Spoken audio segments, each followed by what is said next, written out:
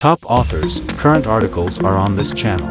Beware, a more aggressive IRS is on the way. And middle-class Americans will be right in its crosshairs. When President Biden signed the Inflation Reduction Act earlier this month, he set in motion the largest expansion of the Internal Revenue Service in history. The law will allocate an astonishing $80 billion in additional funding for the federal tax agency over the next 9 years, enough to hire almost 87,000 new employees between now and 2031. According to the Congressional Budget Office, that will more than double the number of staffers working for the IRS. The law was passed with the unanimous support of every Democrat in Congress, and not a single Republican. And do you know what the president said about this lavish vote of confidence in the IRS in his remarks at the signing ceremony? Not a word. Granted, the Inflation Reduction Act contained other provisions, including significant measures affecting drug prices and energy production. But the enlargement of the IRS is, to put it in Biden-esque terms, a big freaking deal. Considering how fervently Democrats have clamored to increase funding and beef up enforcement at the tax agency, you might have expected the president to show a little more enthusiasm. Or maybe not. Thanks to Biden and the Democrats, one of the most hated federal bureaucracies is about to become much richer and stronger.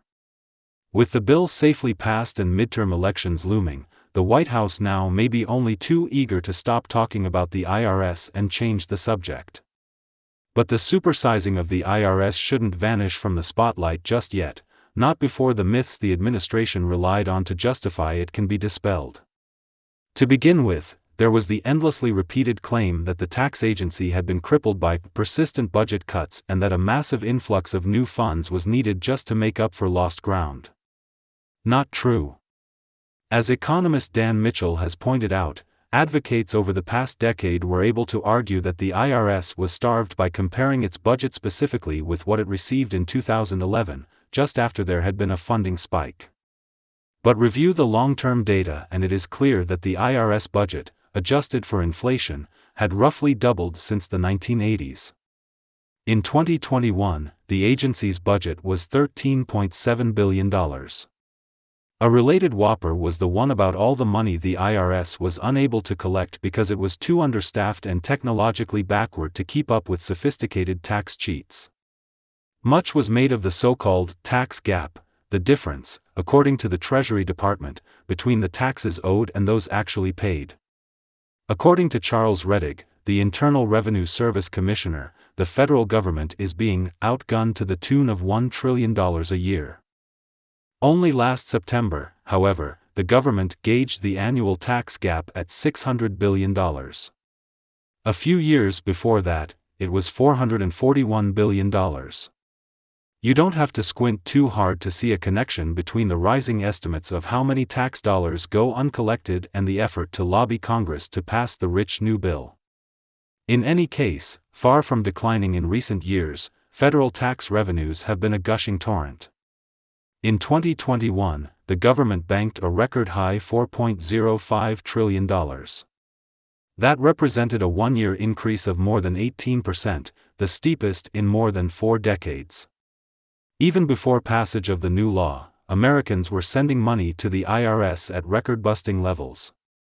By 2027, federal tax receipts were projected to hit an unheard-of $5.7 trillion. Without new IRS agents.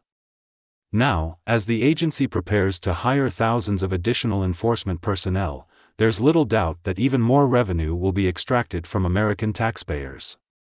While some of the $80 billion going to the IRS under the new law is intended to improve general operations and a small sliver is earmarked for enhancing taxpayer services, like answering the phones, the lion's share of the new funding is designated for enforcement. That means more lawsuits, more criminal referrals, more investigations, and more audits. Which brings us to the most far-fetched claim of all, the promise, repeated by the administration over and over, that the IRS will not unleash hordes of new tax auditors on Americans who earn less than $400,000 per year.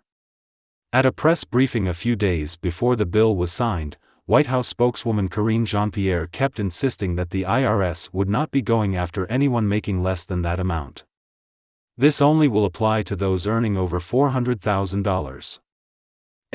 Audit rates will not rise relative to recent years for households making under $400,000. This is not about folks who make less than $400,000. Similarly, Treasury Secretary Janet Yellen avowed in a letter that small business or households earning $400,000 per year or less will not see an increase in the chances that they are audited. This, she wrote, was contrary to the misinformation from opponents of this legislation. But no such assurance was included in the legislation itself. When a Republican amendment was offered on the Senate floor to bar new audits from targeting under $400,000 households, every Democrat voted against it. That is because the primary targets of the bigger, badder IRS will be taxpayers making $400,000 or less. They have to be. They have the money. Americans who earn above that threshold account for less than 2% of taxpayers and earn about 25% of the nation's income. By contrast, the overwhelming majority of income is earned by middle-class Americans making less, often considerably less, than $400,000. It is on them that IRS enforcement is focused today. It is on them that IRS enforcement will be focused tomorrow. The Wall Street Journal, citing Congress' Nonpartisan Joint Committee on Taxation, notes that up to 90% of the taxes to be collected on underreported income will come from households making less than $200,000 a year. The ultra-rich certainly have a lot of money. But there are far fewer of them. And, of course, they can afford high-powered lawyers and accountants to defend themselves against IRS audits and litigation. The vast majority of middle and upper-class taxpayers can't. To put it differently, there are 735 billionaires in the United States.